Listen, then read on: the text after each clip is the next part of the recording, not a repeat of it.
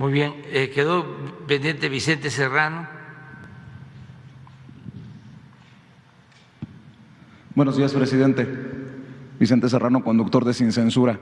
Primero, hace unos días tuvo palabras muy generosas de solidaridad para su servidor y para el equipo de Sin Censura y amigos y amigas que hemos recibido amenazas de muerte. Gracias, presidente. Se lo tenía que decir cara a cara, frente a frente. Ayer usted hizo mención que el proceso electoral del domingo, la jornada se desarrolló en básicamente Santa Paz.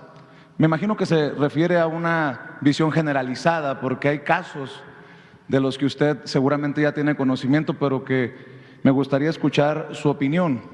Hay, por ejemplo, en Aguascalientes, sobre todo en Aguascalientes, en Tamaulipas y en Durango, casos de hostigamiento, incluso de agresiones, y quiero escuchar su opinión si eso puede dar pauta, pie a impugnaciones de las elecciones, o usted qué considera.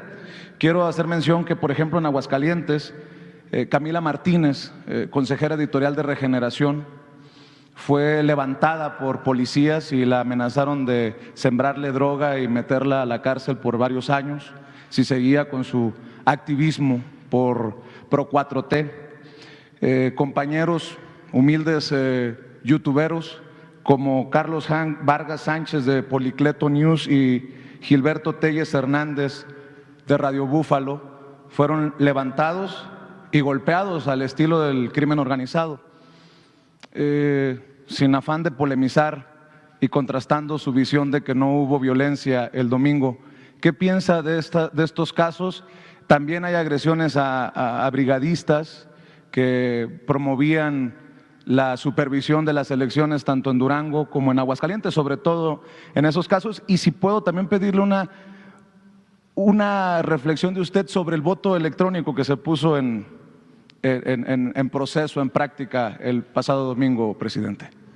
Bueno, sí hubieron estos actos arbitrarios, desde luego. No fue la regla, fue la excepción, pero siguen habiendo estos atropellos, ¿no? Por los intereses que existen a nivel regional y por la falta de costumbre democrática. No olvidemos que estamos dando los primeros pasos. Lo que predominaba en México, lamentablemente, era el fraude. No había democracia.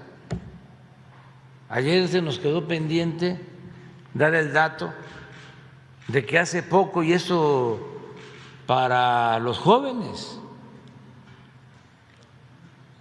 de cómo durante mucho tiempo ganaban los candidatos del régimen con amplias ventajas, 80%, y durante el gobierno o durante la campaña del que fue presidente José López Portillo, el finado José López Portillo, en el 82,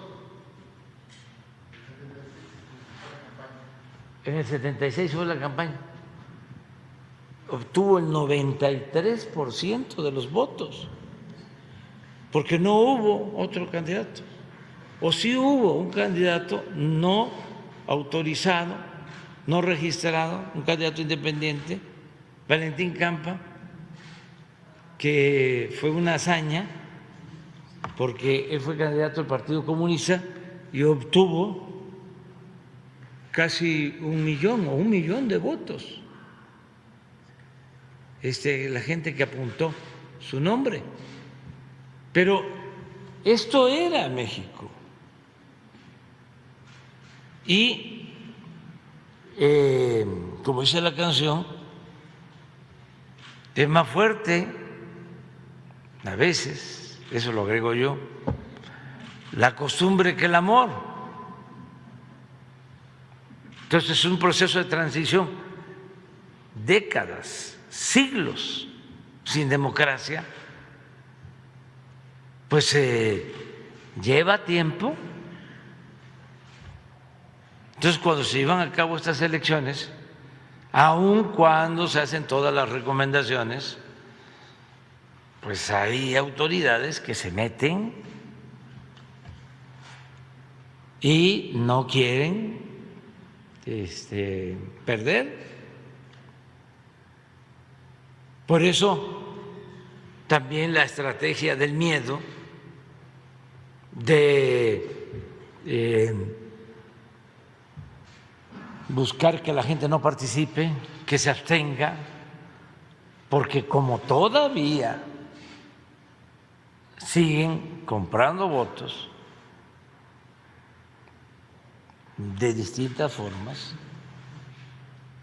si la gente participa, no les alcanza con los votos comprados y pierden. Por eso yo celebro que la gente en algunos lugares en donde había mucha tensión salieron a votar como verdaderos ciudadanos, con todo lo que implicaba ese ambiente de temor, de miedo infundido, acciones que llevaron a cabo de detenciones el mismo día de la elección en algunos lugares.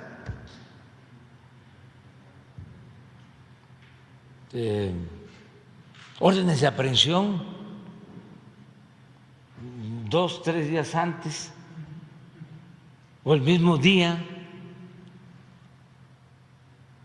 pero una o 2 o 3 golondrinas no hacen verano. El pueblo es mucha pieza. ¿Y da para impugnar, presidente, en el caso de Aguascalientes y Durango? Quedan ¿Qué mensaje en libertad, de usted? Quedan en libertad, todos los ciudadanos tienen ese derecho de presentar sus quejas y esperar a que la autoridad competente resuelva, y ojalá y resuelvan bien. La autoridad como el INE, que seguramente usted no confía en ellos. Ese es otro asunto, digo, ya. Si van a actuar bien, pues es otra cosa, pero que todo el mundo quede en libertad. Yo siento que a pesar de las tensiones no se tuvo pérdidas de vidas humanas, sí hubieron estos llamados levantones, estas arbitrariedades a las que hice mención, órdenes de aprehensión,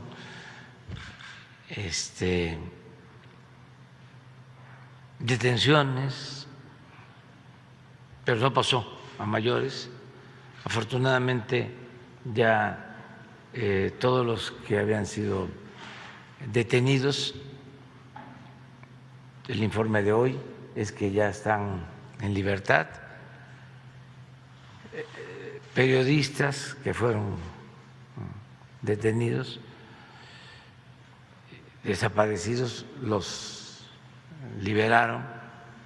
Golpeados pero vivos. Sí, sí, y maltratados, insultados, pero no pasó a más. Y se va avanzando, y se demostró el domingo que el pueblo que quiere ser libre lo será. Presidente, mencionaba el caso de López Portillo. Ayer, por cierto, le dedicaron El Necio en el Auditorio Nacional, Silvio Rodríguez. Y creo que usted es la representación el insistente, el necio, en la transformación. Usted ayer hablaba de cómo su lucha ha sido por la transformación. Usted renunció al PRI, a ese PRI que tuvo a López Portillo recibiendo el 93% de los votos. El PRI no se transformó, presidente. Y si me permite pedirle una reflexión sobre el que fuera el gran partido de México, que hoy está al punto, si no de la desaparición, de la irrelevancia, con solo 3 gobernadores y en peligro de perder 2 el próximo año. En sus más optimistas sueños se imaginó que en vida le iba a tocar esto, porque tenemos a un presidente nacional del PRI que dice que ganaron perdiendo, a pesar de que les metieron 4 jonrones y ellos nada más metieron 2 carreras. En términos beisbolísticos se jactan de que no perdieron por blanqueada. Usted puede hacer una reflexión de ese partido sobre todo, porque creo que es muy relevante por lo que mencionaba ayer, de que no han escuchado al pueblo.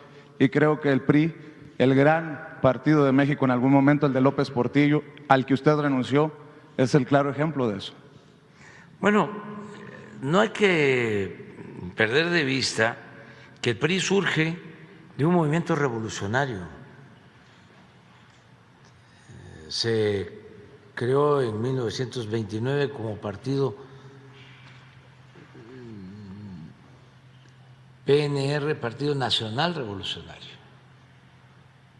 Lo crearon en la época del general Calles y fue agrupar a todas las fuerzas revolucionarias, partidos regionales que existían y crear un partido fuerte.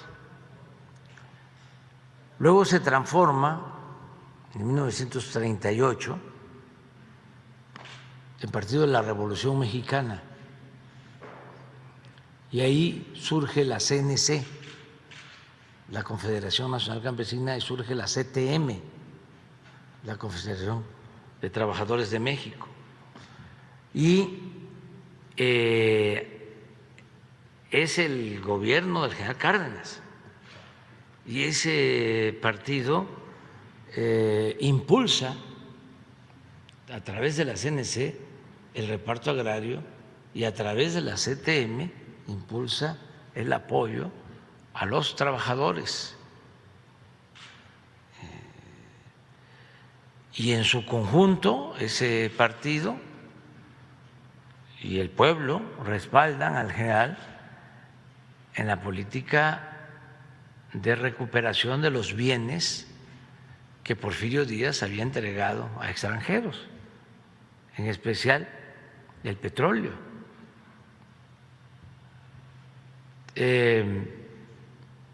Luego son procesos, ese partido va perdiendo su esencia revolucionaria. Hay un texto que recomiendo mucho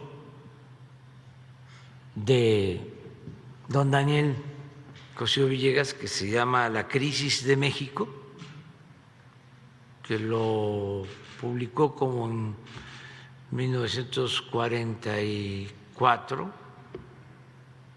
si no me equivoco. Es un ensayo en donde ya empieza a mostrar los signos de descomposición en el PRI.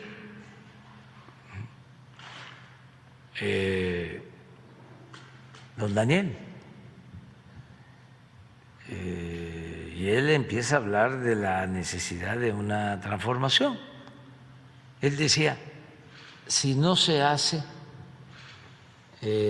al interior, vendrá de fuera y va a ser lastimoso. Al paso del tiempo, esa transformación llegó de fuera. una transformación en favor de las minorías. Bueno, era tan importante el PRI, que en ese entonces se llamaba Partido de la Revolución Mexicana, que al año siguiente, en 1939, para enfrentarse a la política popular y patriótica del general Cárdenas, surgió el PAN en 1939, opositor al PRI. El PAN defensor de las empresas extranjeras petroleras que habían sido despojadas de los bienes que le pertenecían a la nación y que ilegalmente Porfirio Díaz les había entregado. Entonces, por eso surge el PAN en el 39, para oponerse a la política popular y patriótica del general Cárdenas. Un gran dirigente del PAN, Manuel Gómez Morín, originario de un pueblo de Chihuahua, Batopilas, que conozco muy bien, de los primeros pueblos que está en la sierra, un pueblo minero que tuvo energía eléctrica en este país, porque ahí llegó como minero un funcionario o un personaje que había sido jefe del Departamento de Estado del gobierno de Estados Unidos. Pero esa es una historia de otro tipo. Entonces, don Manuel Gómez Morín funda el PAN en el 39, apoyado con algunos grupos económicos, pero un hombre que tenía pues una convicción de derecha, conservador, pero auténtico. Don Daniel en ese ensayo lo compara con Lombardo y dice que Lombardo era más inteligente que don Manuel. Pero yo sostengo que independientemente del nivel intelectual, era un hombre íntegro en su persona, con un pensamiento conservador. Bueno, pasa el tiempo y el Partido de la Revolución Mexicana se convierte en PRI durante el gobierno del presidente Miguel Alemán, en el 46, entrando. Y ahí empieza ya un cambio completo. Ahí es el Partido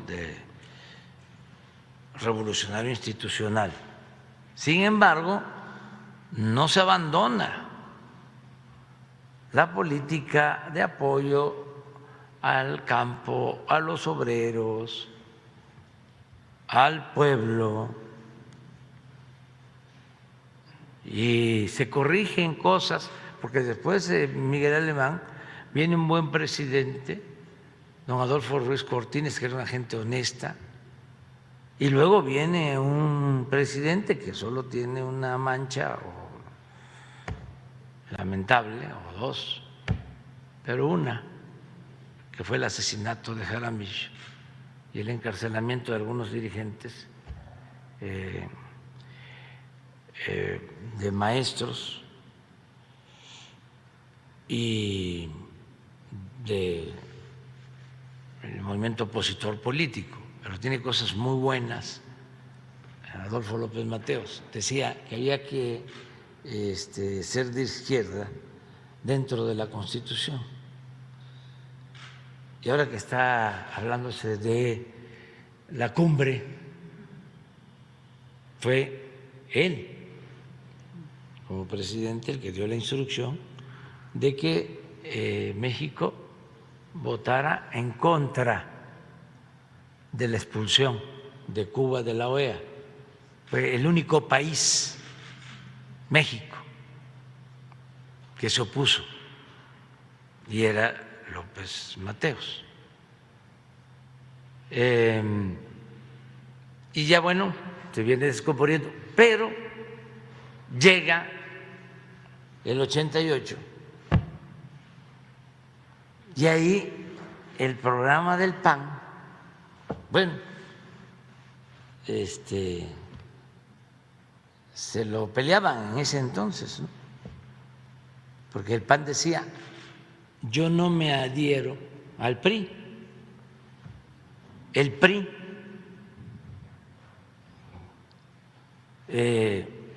aceptó mi plan, la política de privatizaciones, de destruir a Pemex, a la Comisión Federal de Electricidad, de privatizar la educación. El PAN, por ejemplo, en la época de López Mateos, que es el que decide que se entreguen de manera gratuita los libros de texto, los libros en los que estudiamos. A mí me tocaron la segunda edición, segundo año, llegaron esos libros a mi pueblo, a Tepetitán. Pero el PAN se opuso a eso, vieron hasta manifestaciones. Entonces, la privatización de la educación, de la salud, la entrega de los bienes de la nación a particulares, pues era parte del plan del PAN. Pues si nacieron para oponerse a la expropiación petrolera y desde luego nacieron en contra de la política agraria. Ellos querían desaparecer el ejido. Y todo eso es lo que hace Salinas. Privatiza el ejido, reforma el artículo 27, pone las tierras ejidales al mercado y empieza la política privatizadora hasta en la industria eléctrica. Entonces el PAN dice, nos robaron nuestro programa. Entonces los del PRI dicen, no, es la modernidad, es la política neoliberal que se está aplicando en todo el país. Hubo ahí coincidencias, vamos a decir, ¿no? Entonces, a partir de Salinas, pues ya es otra etapa en el PRI y ya abandonan completamente todo lo que fueron durante mucho tiempo. Por eso se empieza a hablar del PRIAN. Decían que no era cierto, porque engañaban a la gente.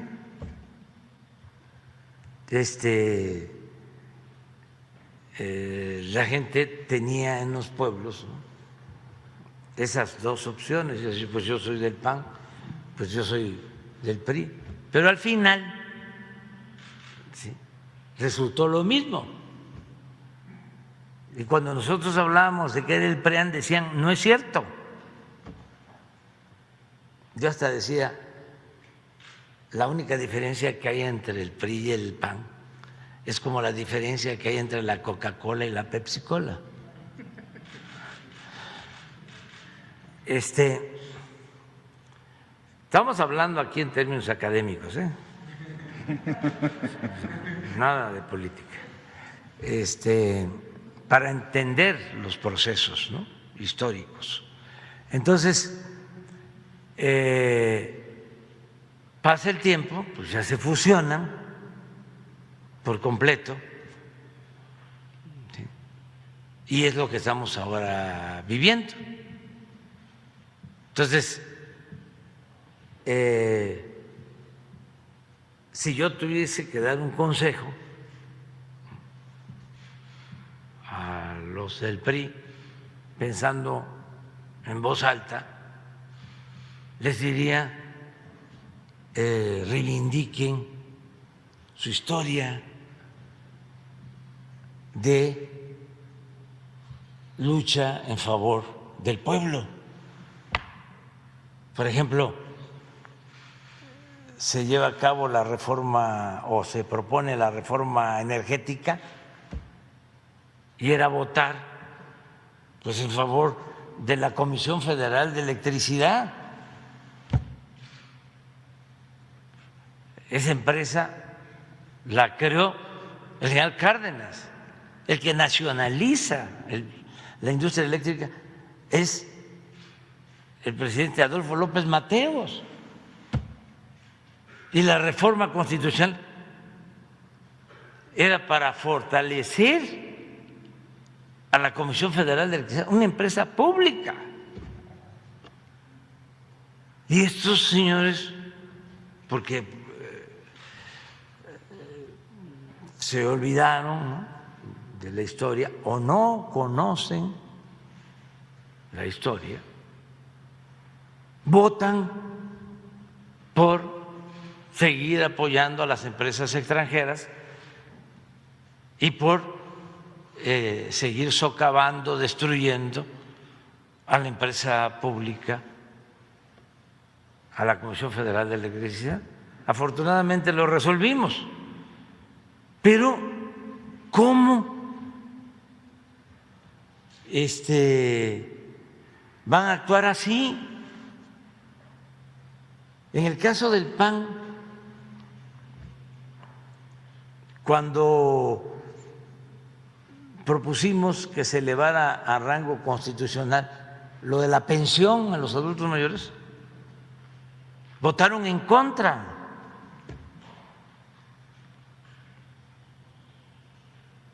Pues los considero más sinceros,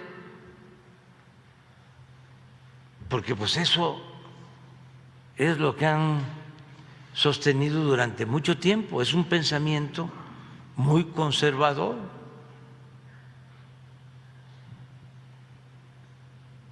Ojalá y no se afecten los partidos, que se consoliden. Necesitamos de las organizaciones políticas, se requiere de oposiciones fuertes, no paleras. Si se tratara como antes de simular de que hay democracia, ya hubiésemos llegado a acuerdos con ellos, con todos ellos. Ahora dicen que el movimiento nuestro es el nuevo PRI. Bueno, y si es tan malo, ¿sí?, lo del PRI, ¿por qué se aliaron al PRI los del PAN? Bueno, a los del PAN se les atraganta como a Santiago Krill el PRI, porque dice que Morena está peor que en los peores tiempos del PRI, y después se acuerdan que están en alianza y dicen, bueno, ya se democratizó el PRI. Sí, tienen un problema ahí, tienen que hacer una reflexión de fondo, análisis de fondo, no caer en la autocomplacencia, el autoengaño. Por ejemplo, esto de que ayer, ¿no?, celebrando, de 6 perdimos 2, pero ganamos 2, pero ellos decían que nos iban a ganar las 6. O sea, nos fue bien. De veras. O sea, leía otro más inteligente o más famoso, diciendo sí se perdieron no sé cuántas gobernaturas, pero no fue aniquilante. No, pues nosotros queremos triunfar, o pienso que en la democracia, ¿sí? Primero no vernos como enemigos, sino como adversarios. Y como adversarios a vencer, no como enemigos a destruir.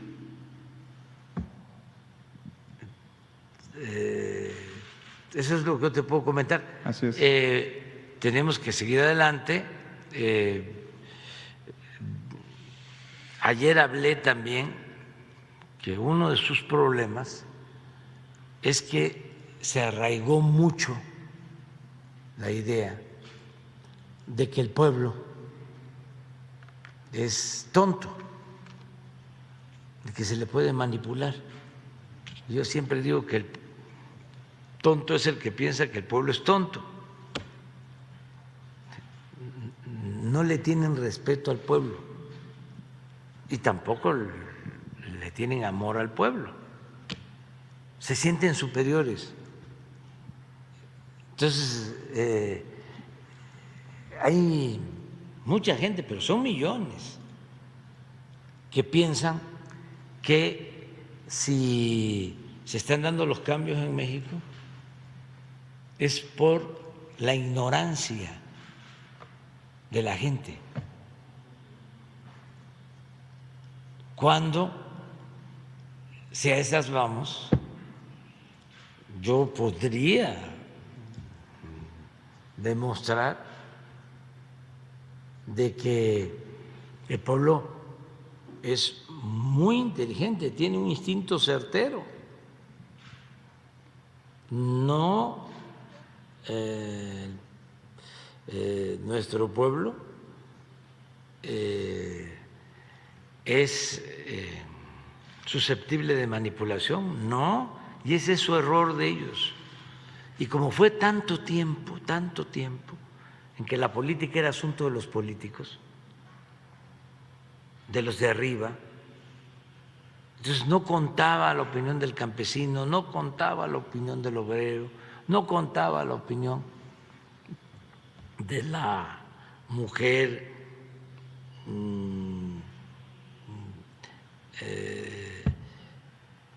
que trabaja en el hogar o que es profesional.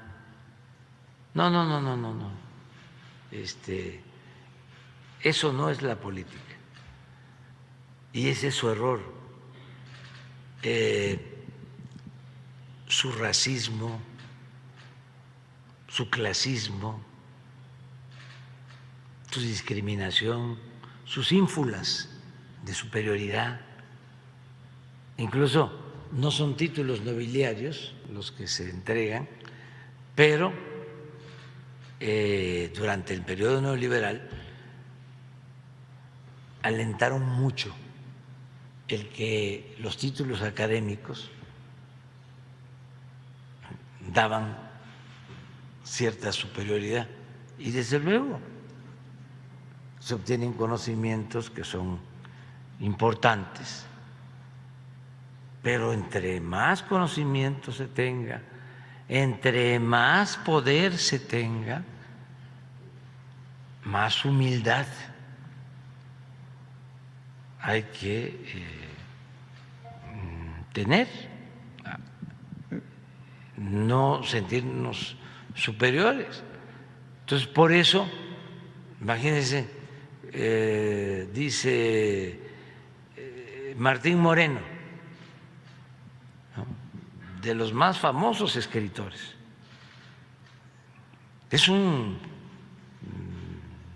prototipo de escritores leídos por estos sectores. Dice dos cosas, no estoy inventando nada. Una es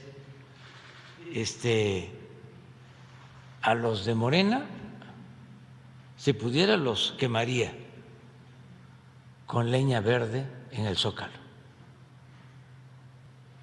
Otra, Morena obtiene sus votos con la gente más ignorante.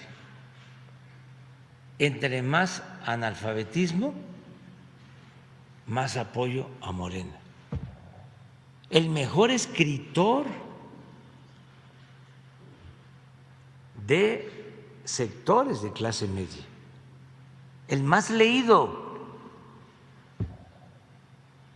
No hay otro, más leído que él. Pues sí, tienen un problema serio. Tienen que buscar la forma de renovarse. ¿O desaparecer?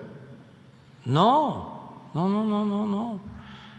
Se puede llevar a cabo una renovación, es lo que estamos planteando a nivel mundial. Por eso no fui a la cumbre, porque siguen también con lo mismo, porque no es nada más México, es el mundo, o muchos países del mundo. En el caso de Estados Unidos, con todo respeto, ¿no? Pues es la política de hace 2 siglos. En el caso de América,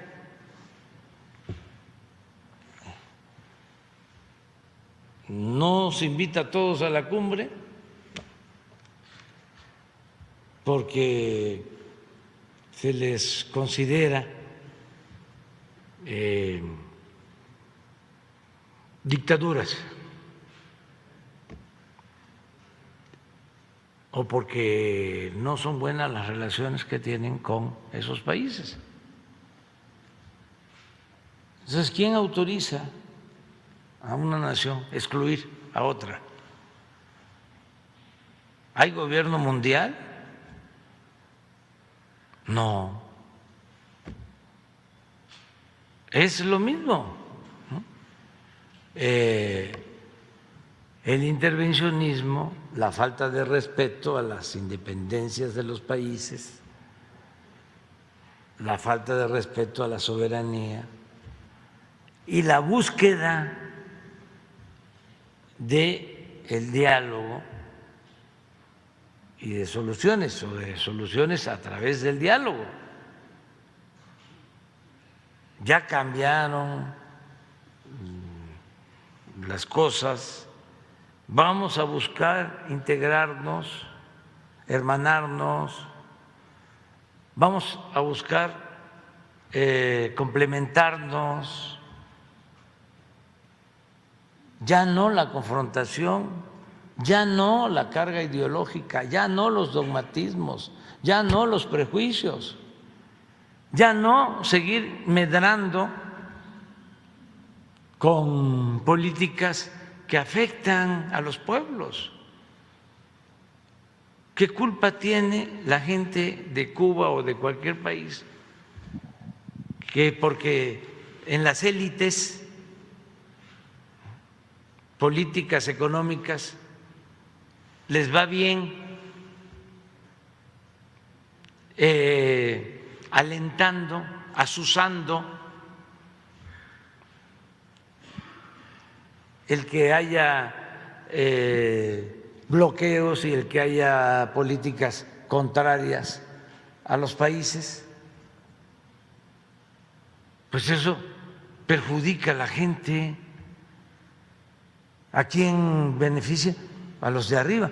Pero ahora en la cumbre, ayer lo decía yo, hay 50 senadores del Partido Demócrata, 50 senadores del Partido Republicano, y hay uno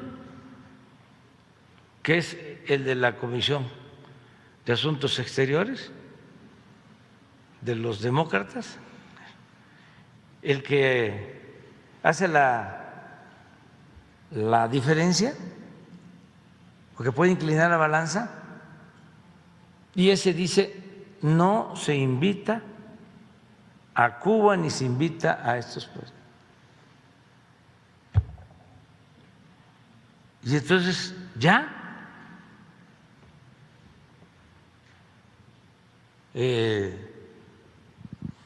no se puede porque el señor no quiso, porque posiblemente algún familiar, ¿no?, salió de Cuba cuando la revolución. Bueno, pero eso ya fue hace 60 años, que no podemos perdonar, que no podemos entender que debemos de buscar la hermandad y además no medrar con el dolor de la gente. Imagínense lo que significa un bloqueo para un país, que no pueden comprar libremente alimentos y medicamentos porque la empresa que les vende de otro país pasa a una lista negra y ya no puede vender nada en Estados Unidos. Un barco que va a Cuba queda tachado. Además, declaran es un país terrorista y no se puede hacer ningún acuerdo, no puede viajar nadie a un país terrorista. Entonces, Cumbre de las Américas, ¿para qué? Y no considero que sea un agente de malas intenciones el presidente Biden, al contrario, lo veo una gente buena,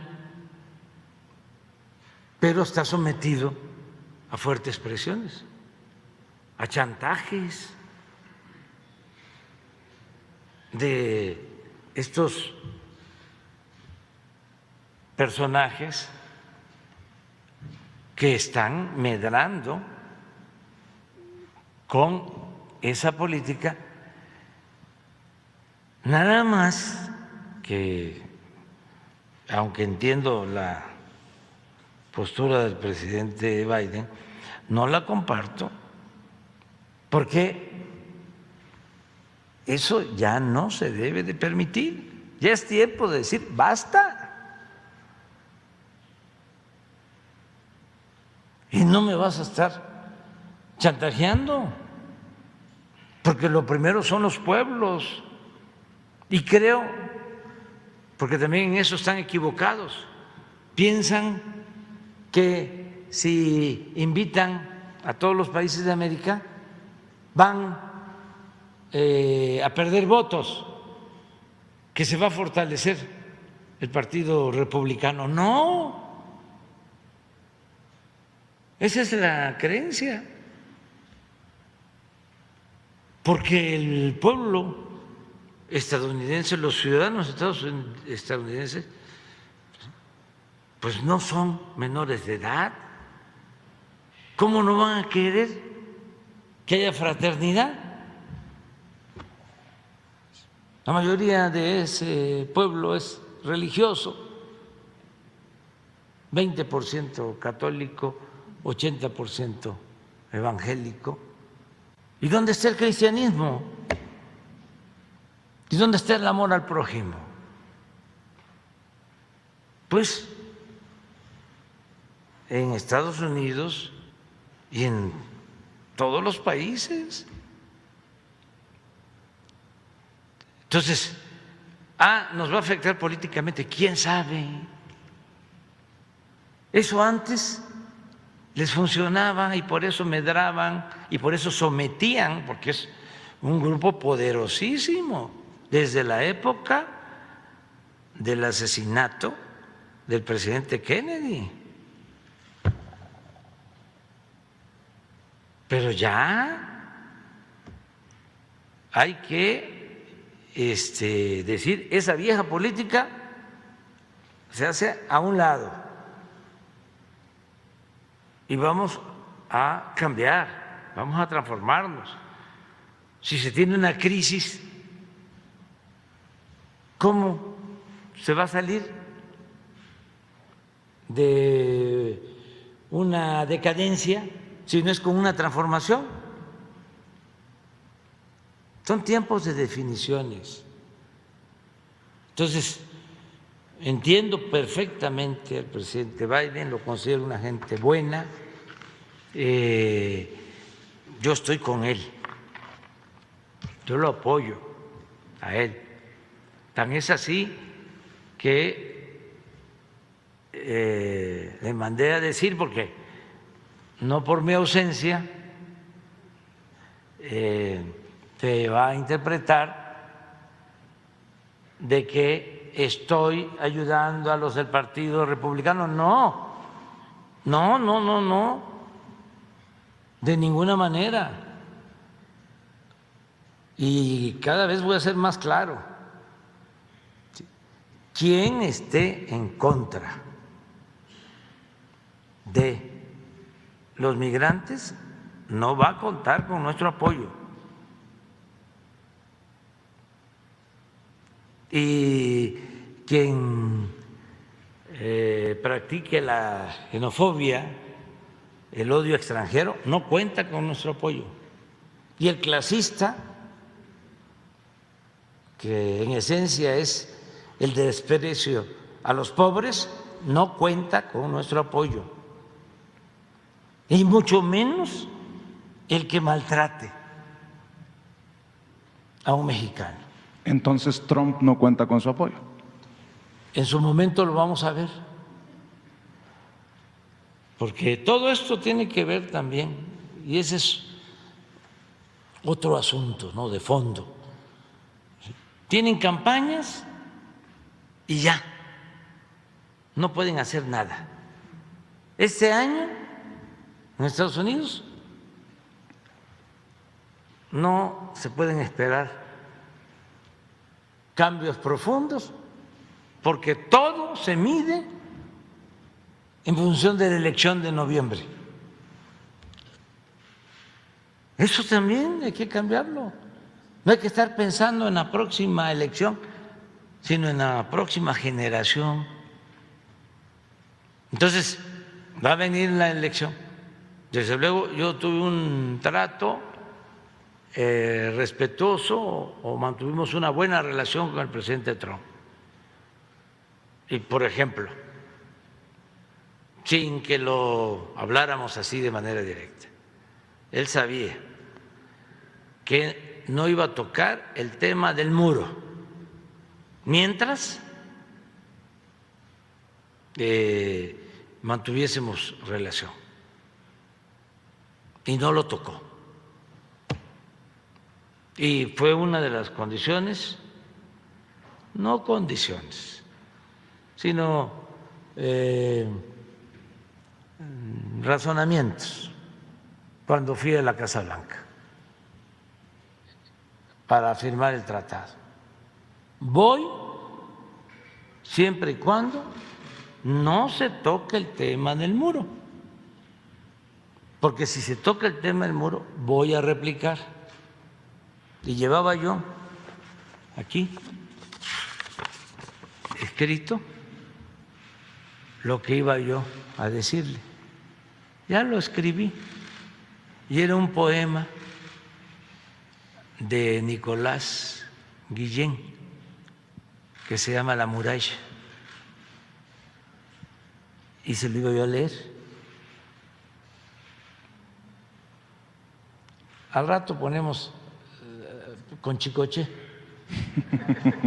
sí, la buscan, La muralla. Y fue muy interesante porque el presidente Trump tiene sentido del humor y terminamos todo el día de los actos en la Casa Blanca y no se tocó el tema del muro. Entonces, en la cena, ya cuando estaban los periodistas, que llegamos a la cena, con empresarios estadounidenses y mexicanos que invitamos nosotros, apenas entró, que ya no había periodistas, ya habíamos agotado la agenda, pega un grito, ¿no? Ahora sí ya puedo hablar del muro. Ya, la gente pues ya se rió, pero fue respetuoso. Y yo espero que cualquiera, no solo el presidente Trump, ahora en sus campañas sean respetuosos de México. Pero si van a querernos agarrar de piñata, va a haber respuesta. Y en la última ocasión, bueno, cuando estuve en Casa Blanca con el presidente Trump, es la primera vez que públicamente reconoce los aportes de la comunidad mexicana en Estados Unidos. Y yo llevaba el dato de 38 millones de mexicanos en Estados Unidos y él habla antes que yo y dice 36 millones. Y ahora se acaba de dar a conocer, porque hubo un error en el censo que hicieron, que son 40 millones. Yo hablé él habló de 36, yo hablé de 38 y ahora 40 millones. Esa es una cifra, es un dato importante. Y la última vez que estuve en la Casa Blanca con el presidente Biden, ahí hablamos del tema, porque son 5 millones de hermanos puertorriqueños, 5 millones. 4 millones de hermanos cubanos que tienen una gran influencia en lo económico. Bueno, lo estamos constatando en lo político. Un senador del partido del presidente que dice no. Y no, 4 millones. Y mexicanos, 40 millones.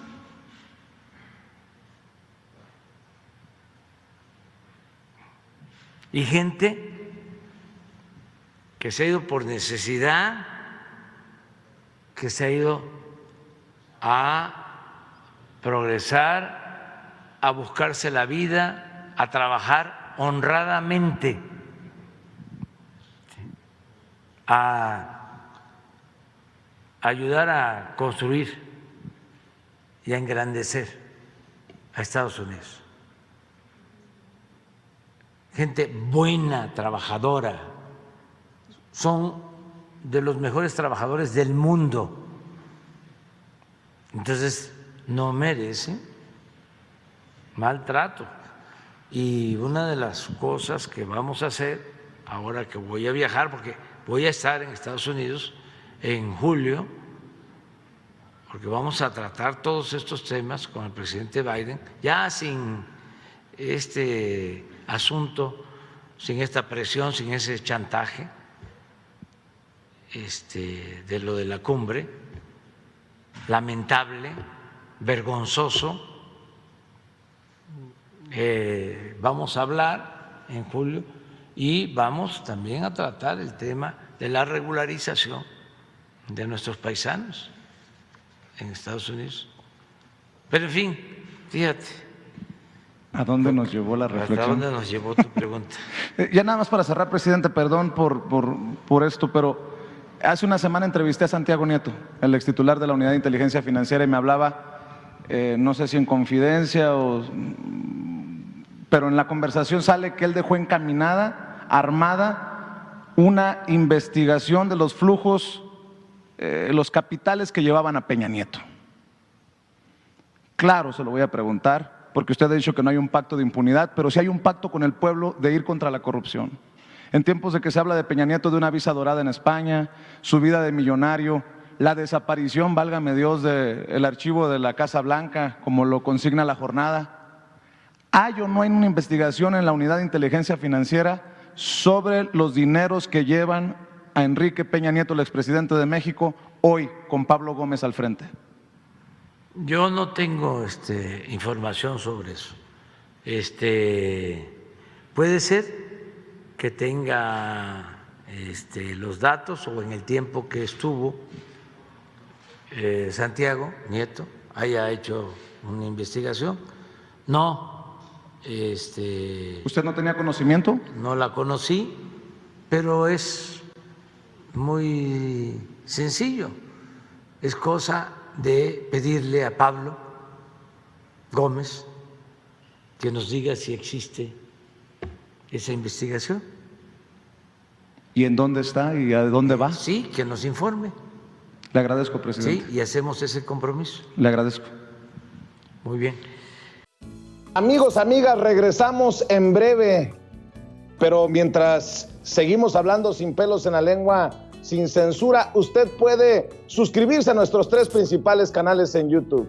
Sin Censura Media, en donde tenemos más de 1.600.000 suscriptores, Sin Censura TV, en donde tenemos más de 1 millón de suscriptores, y en Sin Censura Presenta, en donde queremos llegar muy pronto a los 100,000 suscriptores. Si usted ya está inscrito en Sin Censura Media, suscríbase en Sin Censura TV. Si ya está suscrito en Sin Censura TV y Sin Censura Media, suscríbase a Sin Censura Presenta. Recuerde que es gratis, no tiene que sacar un solo centavo de su bolsillo para apoyarnos. Dele clic en la campanita para que los señores y señoras de YouTube envíen las notificaciones cuando estemos transmitiendo en vivo y en directo o estemos subiendo videos. También nos puede seguir en Twitter en @Vicente Serrano y hasta en Instagram. Ojo, también estamos en Instagram. Son nuestras redes sociales y con el apoyo de ustedes seguimos creciendo, porque con ustedes todo, sin ustedes nada.